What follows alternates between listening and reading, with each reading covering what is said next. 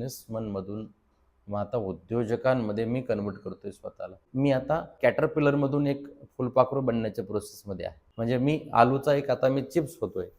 तर हे अवघडही नाही, पण तेवढं सोपंही नाही आहे. यासाठी काय करावं लागेल? तर मला सिस्टम ओरिएंटेड काम करावं लागेल. पूर्वी मी एकटा करत होतो, आता मला लोकं लागतात. मग पहिलं सूत्र काय?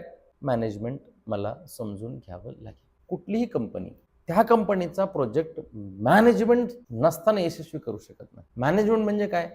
The optimum utilisation of minimum available resources to get maximum output is called management. That management I have to learn. सुरुवातीला मॅनेजमेंटचं नॉलेज नव्हतं, ठीक आहे, पण आता मॅनेजमेंट आम्हाला स्वीकारावं लागेल, घ्यावं लागेल. काही लोक काम स्वतः करत नसताना सुद्धा त्यांना खूप नफा मिळतो आणि काही लोक रोज त्या उद्योगात पडलेले आहेत, तरी त्यांचा लॉसच आहे. का? तर दे नीड मॅनेजमेंट ट्रेनिंग.